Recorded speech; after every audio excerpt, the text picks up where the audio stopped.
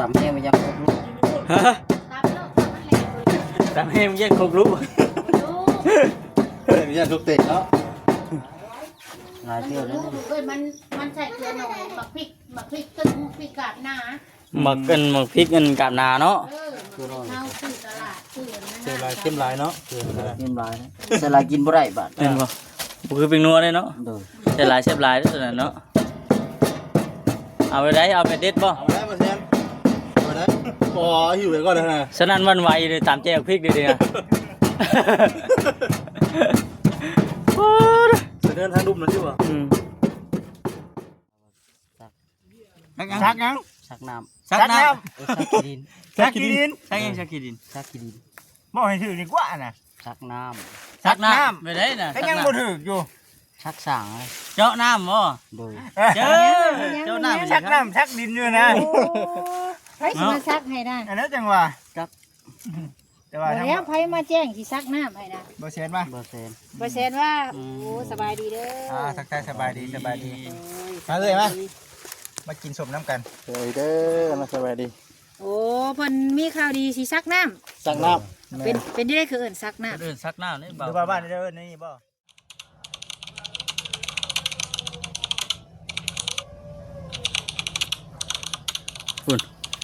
ป๊าบถือไปช่างบลุกตุ้ยมาบัดนี้ ก็ มาเคาะเอาสบายดี สบายดี ไปเอาอยู่ใช่นี่นะ เอาอยู่ปูเทียงครับ ไปตอนใด ไปบางหนึง เพราะจะว่าแนมหาบ่เห็นโอ้ยเนาะ แม่นพ่อไปเอามากับแย่งตรง นี่พี่น้องเนาะหมักเคราะห์หมักเคราะห์เคลื่อนที่บ่ต้องให้เราไปก่อยแจวไหม ำเป็นหนึ่งเด้อว่าขนาด แจวตัวนี้มันอันบ่มันสิเข้ากันอยู่บ่ล่ะ บ่แซนชิมดูค่ะ กินได้ เอา กินได้ เกลือเด้อ บ่เขาละ เกลือไม่เด้อ โซสีมือเลย เขาเจียวบ่ สู้สีมือ ก่อยแจว เอาไปได้ เอาแบบใดเราถามนะ เจ้าเอาไปได้แซ่บๆนะ จะมักแบบใด เนาะ เจะเด็ดบ่ เจ้าเด็ด มีเด็ดอีกเด็ดอีกนี่นะ มันสิเป็นอะไร เด็ดบ่พี่ใจแล้ว เด็ดของพี่ไส้ หวานบ่นี่นะ ยังกินนี่น่ะ บ่ส่งสิหวานแท้นี่ว่ะ ลองเบิ่ง ลองเบิ่งบ่ เฮ็ดบ่เฮ็ดบ่กินบ่นี่กะ คิดแล้ว หอมชุกได้นี่ สวนครับ เอาไปเจ้าลอง ลองกับมันก็ เป็น เสีย นี่แหละ เฮ็ด ไปฮักเอามาบ่ โดย โอ้ ไปบ่บ่กะอุ้ย ปา น้ำแดง กินแบบผสมให้กินแบบผสมเด้อกินแบบผสมเฮ็ดได้ป่ะ เก็บอาการนี่กว่า ลองมึงกินแบบบ่ต้องรับตาเก็บอาการ เก็บอาการนี่กว่า ครบมันหวานโพด เอา อดเลยนะ อึ๊บ โอ้ ได้ได้ได้ ข้างในนี่เนาะโอ้แต่ง จะสิแตกแก่บ่ ไปไป ไปเบิ่งแล้วแตกแก่ป่ะ เกลือได้ไหมก่อนเด้อ ฮะ เกลือบ่เกลือได้เอาเกลือก่อนเกลือบ่ เอาไปมื้อให้แม่ป้าแล้วนะ นี่บ่ ให้ละสิ้นน่ะพอแล้ว บ่ ไปแจ้งแม่นางกินกัน จังอยู่ ให้มื้อให้แม่ป้าแล้วนั่นน่ะ ไปไป ไปป๋อเรามีแจ่วสูตรเด็ดเด้อพี่น้องเด้อเนาะ จังบ่คำลามันมาบ่โคเลย แจ่วสูตรเด็ดเด็ดบักพริกใส่แม่นเด็ดเด้อ ตะไคร้สบายดีพี่น้องเนาะสบายดีเป็นน้องที่เบิ่งทุกคนน้องเลยเนาะหลังจากที่กินข้าวแล้วพี่น้องเลย ไปตอนไหนน่ะ ไปทำงานกินข้าวมา บ่เพราะจังว่าเห็นลูกแล้วให้แอบเมื่อกี้นี่ ถ่ายภาพบรรยากาศพี่น้องเลยเนาะในการที่ส้มวันนี้เนาะ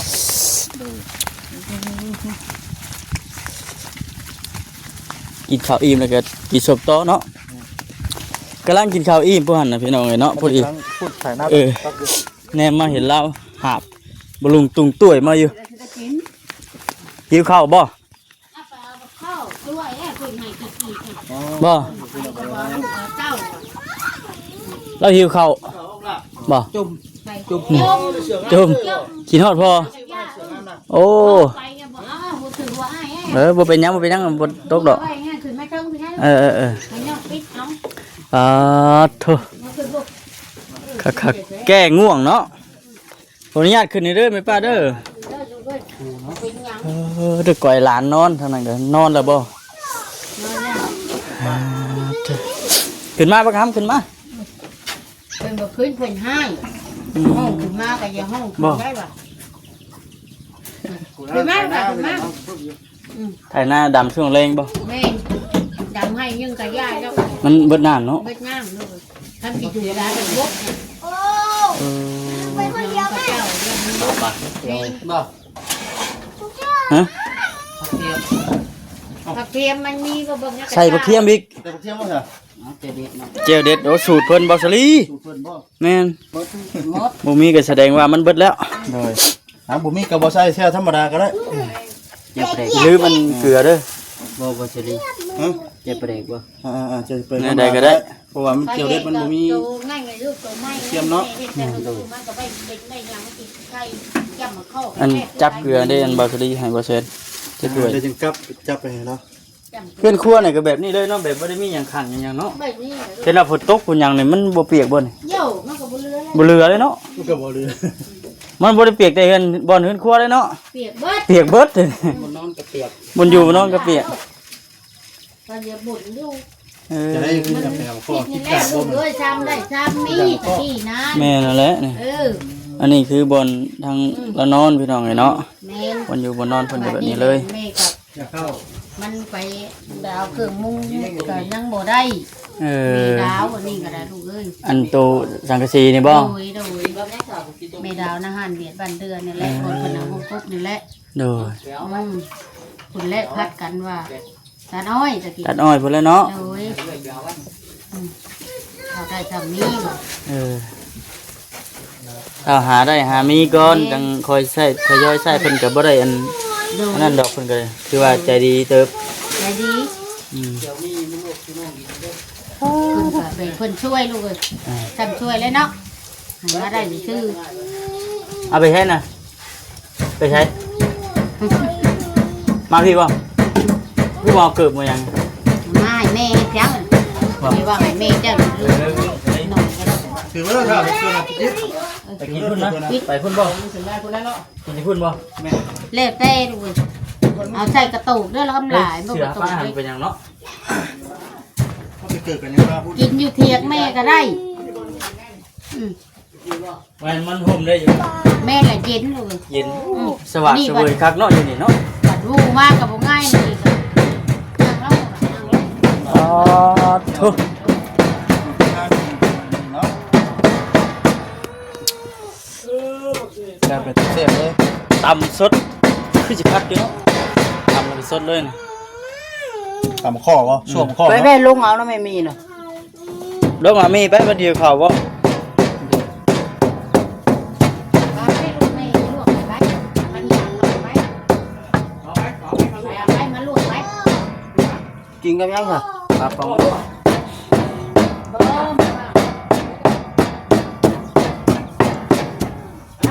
ตำแห้งมันยังครบลูก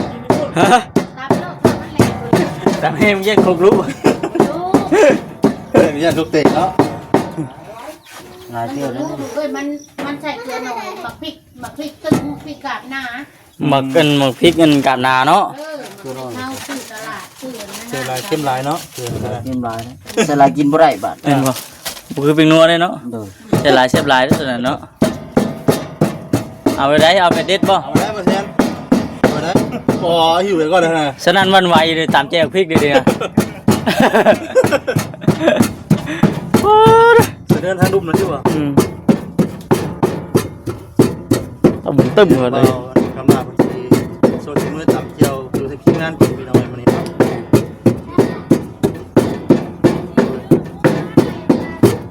พอสิได้หมากยังหมากซิบหรือว่าหมากเก้า ลองซิมเบิ่งก่อนเนาะเป็นอะไร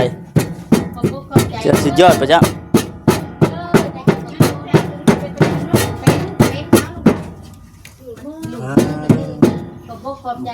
ทำได้สิไปย่ำ เนาะต้องให้มันสู่แขวนิดจังหน่อยเนาะ ใส่ไปได้บ่ มี ไอ้รถเฮ็ดคือเจ้าเฮ็ดแต่เก่าแหละ เฮ้ยคือเจ้ากินแล้วเนาะ นี่ได้เบ่ทุกคนอยู่แล้ว กินมะแตงลูกปูปลาผ้าให้มาทานเนาะกินบ่ลูกยาเพิ่นว่าเพิ่นบ่กิน ชูไผ่ต้มน้ำละ ต้มน้ ชูไผ่จู้กลางคนกิน งะพอเฒ่าดังแล้วไผกับ ต้องมีจะกินข้าวเพิ่นน้อยกันกินข้าวเม็กเนาะน่า เอา กินน้ำอาหมักโบนบอกกินโบโอ้ตัวอยากกินมีน้ำบ่บอกกินข้าวหมักโบ ปลาเด็กปลาซิวใช่ไหมเนาะ ปลาซิวลูก โอ้มัน เฮ็ดเองบ่แม่ประเด็กนี่ ฮะ เฮ็ดเองบ่ เฮ็ดเองลูกไปกวาดเลย ข้าวขั่วบ่น่ะ กินมือเบิ้ลแล้วแม่ละเฮ็ด บ่ใช่บ่ ใช่แล้ว เออ คำอื่นน้ำลายน้ำมัน ส้มเขียว สมเขียว พ่อมาจัง พอแล้ว พอแล้วก่อนจะกินบ่เบิดก่อนพยายามอย่างก่อนแซ่บนี่ต้องก่อนน้อยๆก่อนพอกินฮอดนี่นะ แม่ ก้อยลายมันยันแบบ ก่อนลาไปกินบ่แซ่บมันบ่เบิดเด้ก่อนน้อยพอกินฮอดนี่มันแซ่บ แม่นป้อสังกะสีลั่นเปื่อยๆอยู่เนาะ บ่กอมันสิฮอดอันนี้มันต่ำ อืม ทำ สังกะสีมันลั่นปุกเปกๆนี่มันแดดเด้ ต้องเฮ็ดดีจำสูงนึง เรียบร้อยบัดนี้ ว้าเป็นไงเอาเดี๋ยวถ้วยเกลือลงให้ใส่บ่ใส่น้ แม่นแบ่งให้แม่ป้าแล้ว บ่ได้ เจียว บ่ได้ ฮะ ลูกเอ้ย ำบ่กินบ่ มันว่าจะจำเจียว แม่ป้าน่ะเบิดส่งอยู่ได้ บ่ เป็นปีก็ไม่เคย ขาดความแซ่บ บ่ได้ ขาดคอนเซ็ปต์ คือบิดใหญ่เนาะ ว่ามังม่วงนั่นก็เขากินกับเพิ่งอยู่ ว่าอยู่มัก แต่ว่า เป็น กินน้ำบ่ได้บ่ ได้ลูกเอ้ย อายุเฮาเพิ่มขึ้นเลยก็ส้มเชียวนี่ก็บ่ปานใด มะ เด้ ม่วงแม่ฮะกับเบิดกับเจ้าตะกี้ดกโคกอยู่เขา กิน กิน ชาแต่เก่าพี่น้องเนาะ ไปมาแล้วเอาไปมาแล้วเอาแบบแม่บ่กินที่ใช่ปะ ม่วงอันต้นนี่บ่ต้นนี้น้อยก็ดกพอแล้วโอ้ ยาวๆน่ะลูก เออ หากับเบิดนี่ เนาะ ช่วงเจ้าสิมานี่ ข้าคืบเรื่องหมา บ่ อืม มักม่วงไงเพิ่นม่วงก็ช่วยบ่ ข้าคืบเรื่องหมา อืม ดกพวงกินบ่ทันได้ชุกกับเจ้ามาแล้วเขาต้อยผู้นั้นมาผู้นี้มาพอได้เด้อสองหน่วยผู้ชามหน่วย ปันไปติ กินแล้ว แบ่งปันไปเนาะ ไป บ่จานบ่จานบ่ บ้านอื่นบ้านไปกินเขาว่าเขาขาย เออ แต่แม่น่ะบ่ขายไปอย่างละ แบ่งปันกันกินว่าซั่นติ กิน กินมีผสมเนาะ บ่ได้ดอกบ่คำ อันนี้สิชิม ซิมเอา ชิมก่อนเด้อ เอา ใช่แล้วบ่ งานนี่ยังมีหมักลูก ต้มน้ำแล้ว ยัง ง่ายแล้ว ไปแล้ว ซึ่งอย่าบอกว่า มาพริกนี่ป้อได้ใจเด้พริกนี่บ่ เอาพริกนี่เจอที่เดียว จุ่มเลย เฮ้ยสิต้องมีบ่ จุ่มนี่ เอาลงไปถ่ายเราจะพูดบ่ จุ่ม ไปได้ไหม จุ่มจุ่มนะ เอาลงไปถ่ายเราจะพูดบ่ พ่อ ๆหามันกว่าขอยังไป บ่ เอาเปลือก ถ่า ก่อน แล้วลูกเอ้ยโจมไปมันต้องกินบ่บ่ต้องถ่า ได้สิไป รับ ป้านี่เด้อก่อนให้เด้อโจกไปน้ำกันเอาเกลือก่อน ไปเธอ เกลือก่อน มันนั่น ให้พ่อลุงเอาไหมถ้วยมาแบ่งเอาเกี่ยว เอาแล้วได้ อันนี้นี่ไก่นี่ก็ได้ บ่เอาไปไปนะ สมนะลูกเอ้ยจำนี่แหละจำพระเจ้าแล้วก็อมนอนแหละจำพระเจ้านี่คือการตะกี้ว่าวชื่อ แม่ ว้าบ่กินแล้วได้กิน บัดพ่อเฮากินเทื่อนึงแล้วก็ว่าอยากแล้วเนาะ แม่แต่แม่เดียวนี่เบิดสมเลยกินย่างนึงก็โอ้ยเฮาบ่คึกถ้าลูกกินน้ำลายก็บ่ออก เอาข้างไว้บ่ได้แต่ คัก มา คัก ลวก คักไปใช่ไปกินชมกินเที่ยวน้ำลูกน้ำหลาน ไป โอเคไปคุณแหละตอนเที่ยงพี่น้องเนาะ ลวกมาไงไว้ลวกอ่ะ ให้พ่อลวกให้บ่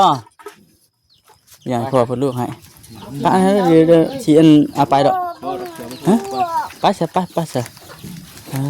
เบาอันเขาลาเพิ่นไปถ่ายอยู่เพิ่นเด้อลูกมีแล้วมาพี่เด้อ ใช้มาข้อจ้ะ พุ่นมาขอเพิ่นไปพุ่นเลยดำอีกกันให้นี่แม่นเบิดบ่ บ่ได้น้ำบ่ดอกเบิ่นก็สิจำเป็นก็สิยาจะก้อนเบิ่นมาข้างเบิ่นมาเข้าพา โอ้ต่างถ่าฝนเนาะต่างถ่าต่างรอฝนเจียวชุดเด็ดมาแล้วชุดเด็ดเด็ดบักพริกใส่ว่าฉันบ่าวคำลาโอ้ ยังมีอย่างนี้ สุดเด็ด นั่นปงรถ นี่ก็ได้โปร่งรถนะ บ้างนะ โอ้เธอ มากินน้ำกันกินยังบ่ กิน กินโย กินน้ำกันบ่ได้ดิ แล้วต้มมีให้อันลูกชายโทษแล้ว จะมีให้ลูกชายบ่ โอ้ คักอยู่ได้ เอาเห็ดนะ เละเนาะ ฮะ โอ้จังไดก็ตามเต้จะลองไงบ้าง ตัวนี้กินเพื่อกันไม่ได้เลยตัวนี้ จะได้ข่อยบ่ได้ คนบ่กินเพื่อเลยฮะโอ้ยคนกินเพื่อไม่ได้ตัวนี้ กินเพื่อบ่ได้โอ้แดดได้นี่ นี่บ่จิตมาพี่มันทุกคนมันอันนั้นพังนี่ก็ได้ ผมปะ ใช่ป่ะพังโอเคผมกดใจหลายๆพอลุงแล้ว โอ้ข้อสม ก็สมเนาะ โอหวานแค่นี้ เนาะ สม แปลงก่อน พี่กัน แปลงพื้นที่แล้วก็นั่งบัดนี้ผู้ใดบางอย่างพิษผู้ใดบางอย่างนั่นก็เมื่อให้ลูกเมียพิษให้ เนาะ ขารถ ขโมยลูกเมียบ่อยู่ด้วยเหรอ เด้งบ่เด้งบ่ใช่ว่าสิดีอีกเลยดิ เนาะจำว่าสิดี ดำบ่สิดีอีกแล้วพี่น้องบ่สิดีว่าลูกเมียบ่อยู่ใกล้เนาะ พี่น้องเนาะ เจลนี่เกลือพี่น้องเนาะเนี่ยเจลบ่กำลังเฮ้ยบ่นั่นบ่คำด่าเด้โคเนาะยังบ่ได้เอาบ่ มากินสนกันพี่น้องเลยเนาะ เห็นอยู่บ่ว่าสิของข่อยเห็นอยู่ เอาก่อนเลยบ่ เอาก่อนได้บ่กาละมาบ่เห็นอยู่บ่นี่เนาะนี่ครับขามันก็ยกๆๆ นี่นะขากล้องนะบ่นี่ไปถ่าย โอเคนั่นแหละต้องมีให้ลูกบ่ ตัวมีให้ลูกพี่น้องเลยตัวไหนก็มา ทั้งเบาคำหล่าเมื่อนี้ก็อยู่นี่ก่อนพี่น้องเนาะว่าสิพากันไปที่ใหม่เนาะว่าสิพากันไปที่ใหม่พี่น้องเนาะหลังจากว่ากินชมแล้วเดี๋ยวเฮาพากันไปเบิ่งก่อนบางทีมีในเห็ดกบแก๊กเนาะเห็ดให้มันเป็นก่อนที่จะเข้าไปอยู่นะพี่น้องเอ้ยเนาะ ว่าทางหยอกทางหญ้าไปเนาะเที่ยวสถานที่พี่น้องก็ว่าแม่น เที่ยวสถานที่ สิพากันไปเที่ยวสถานที่ในเรื่องที่ไม่เพิ่นพี่น้องเอ้ยเนาะนั่งเฮ็ดดูเท่านั้นก็ได้เนาะ เอ้าแม่น่ะก่อนแม่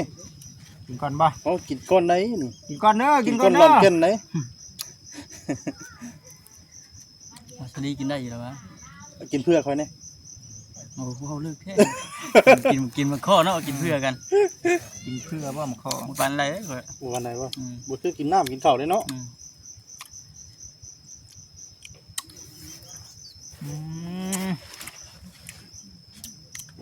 กินเสียบแท้ เรียบเลย เสียบเลยก็จะกินเลยเนาะ มาให้อีกที พอแห้งบีก่อย ฮ้อนเด้ ขอเชื่อจะได้ว่าจิต มันเป็นปลาแดกปลาชิวเนาะ ชมๆไป ส่งผสม ปลาแดกก็ยังชมแล้วบัดมันต้อง มันสลี มันเติมกันดิ พ่อสลีจังมาจุดปันไดเลย ก็กินได้บ่ใช่ดิ เอาเลยกินเพื่อกันนะ มันบ่มีห้องน้ำดิเนาะก็บ่ได้กินเพื่อห้องน้ำเลยซั่นมาเด้อพี่น้องเด้อเนาะมากินข้าวน้ำกัน เฮ้ยกินชม ข้าวเนาะ กินชมน้ำกันตั้งต้มมีให้ลูกอยู่ทางนั้นก็ได้เดี๋ยวตั้งเบาคำด่ามาเดี๋ยวทั้งเฮาอีกทีเขาเดี๋ยวเราฟังแต่นั้นก็นี่แน่แหละไปที่ไม่ที่ ยังไม่บอกเลยเนาะ ไม่บอกครับเพราะว่ามื้อนี้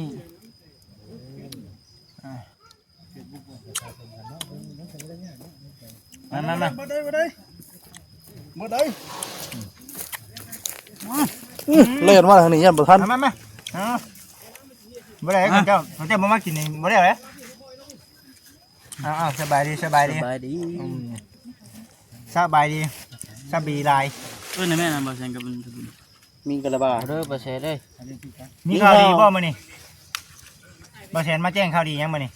แล้วตอนนั้นเราซัก ซักยัง ชักน้ ชักน้ ำชักขี้ดิน ำชักขี้ดินชักยังชักขี้ดิน ชักขี้ดิน บอกให้ถือดีกว่าน่ะ ชักน้ ชักน้ำไปได้น่ะ แต่ยังบ่ถืออยู่ ำชักสั่งเลย เจาะน้ำบ่ โดย เจ้าน้ำ ชักน้ำชักดินอยู่นะ ไผสิมาซักให้ได้ อันนั้นจังหวะแต่ว่า บ่แล้วไผมาแจ้งสิซักน้ำให้นะ บ่เซ็นป่ะ เบอร์เซน บ่แซนว่าโอ้สบายดีเด้อ ทักทายสบายดีสบายดี โอ้ย มาเลยมา มากินสมน้ำกัน เฮ้ยเด้อมาสบายดี โอ้เพิ่นมีข่าวดีสิซักน้ำ สั่งน้ เป็นที่ได้คือเอิ้นซักน้ำ เดินซักน้ำนี่ ดูบ้านบ้านเด้อนี่บ่ ชักช้าง ชักช้าง เออ บ่เจาะน้ำได้พี่น้องเจาะน้ำอยู่ที่ไม้เนาะ อืม เดี๋ยวเพิ่นใส่มือบ่เพิ่นเจาะใส่มือจักทาง ดีใจว่าได้ซักน้ำน่ะ โดย สิไปเอาน้ำอยู่ซัก ำได้อยู่วะไปต่อเด้อ ดีใจแล้วสิได้น้ำแล้วก็จังไปอยู่บนเก่าบนใหม่เนาะ ไอ้ที่ก็คอมเมนต์อยู่ได้เลย เพิ่นไว้ได้ เอาอันเรื่องอันน่ะไปอยู่แล้วบ่ซั่นน่ะ แม่นแล้ ต้อง ว มีน้ำไหลบ่ซั่น ไก่น้ำไก่ในเนาะ จะแปลว่าที่คอมเมนต์เมื่อวานนี้ ว้าสีมือไผเฮ็ดแจ่วนี่ ไอ้ ไผ เจ้าบ่ ทำแจ่วนี่ โอ้ย ว้า โอ้ได้กิ แจ่วหวานนี่ ฝีมือ แจ่วบ่หวาน เจียวชม แก้ว เจ้าสุบ บ่แม่นเจียวหวานเด้มาข้อกระชมแล้ว เป็น เจียวก็ยังชมอยู่อยู่ ประเด็ก อ้าว ชิว น้ำลาย อื่นแน่ว่านะสบายดีเด้อบ่ทุกช่อง โดยสบาย ไม่ ดี ไม่ไม่ บ่คันมีน้ำตาลก็กินอยู่ข่อยกินมีแต่ไม่หวานน้ำ อันนี้น่ะหมักอันนั้นมันก็ประเด็กที่แบบ ประเด็กประ ปลา ชิว ซิวมันก็เลยอยากชมห้วยๆนะ แต่บ่ได้ใส่น้ำตาล แม่นะแม่นบ่ใช่บ่อืมพอดีแบบว่าปั้นข้าวเหนียว เจ้าสูตรเด็ดแล้วอ่ะ เจียวสูตรเด็ดของบ่อคำดา เป็นได้บ่คำล่ะ สุดเด็ดประเทศเบิด สูตรเด็ดอย่าไปไว้มาซ่าได้เฮ้ย เนาะพอแห้งเลยดิ ไปไว้ตอนไปเล่นตอนมาคานหมอ ปลาหุกเลยหมุนเข้าขาออกมาหาทางออก ไปไว้มาซ่าเพิ่นว่า ไปไว้มาคานบ่ได้ จะหาประกันอยู่แล้วเกี่ยวกัน บ่ใส่น้ำตาลช้ำยันเด้ข่อยมันไม่มาแซ่เอ้ย มันเป็นน้ำเจียวบ่หรือว่าเป็นน้ำมะข้อ นี่จะเก่านี่จำเกลือจำเกลืออย่างเค็มจำโบสม ต้องคักแท้นี่ ทักบ่ เฮากินเพื่อบ่ได้เด้ตัวนี้ กินเพื่อเอ้ยเด้อ บ่ได้ตัวนี้ กินได้เด้ มันจะได้ อ ยินเบิ่งแต่หึงในมานะ ผู้ละหน่วยไปแม่ว่าจะดีค่ะ กินช่วยกันว่าสิดี โคตรเหี้ยงในมา อย่าสิเบิ่งให้ดอกของไผดินออกนะ ให้มันเบิดกระโตกนี่นะ ผู้คนละคนสิกินมาแล้วกู ให้เบิ่งเอากระโตกพุ่นน่ะ แม่น ยาไว้กระตุกไว้เพิ่นนะ เนาะ ไม่เที่ยหน้าเนาะ โดย เวลากินอันน่ะสมนี่ก็ว่าสิพากันไปที่ไม้มาซั่นชวนกันนะพอดีแหละมันอยู่ใกล้ป่าอยู่เด้แถวน่ะแม่นบ่ วันนี้แล้วก็ลักไปจอบคนเดียวแล้วกิน แม่นบ่ ทีนี้มาแต่ที่ไม่บ่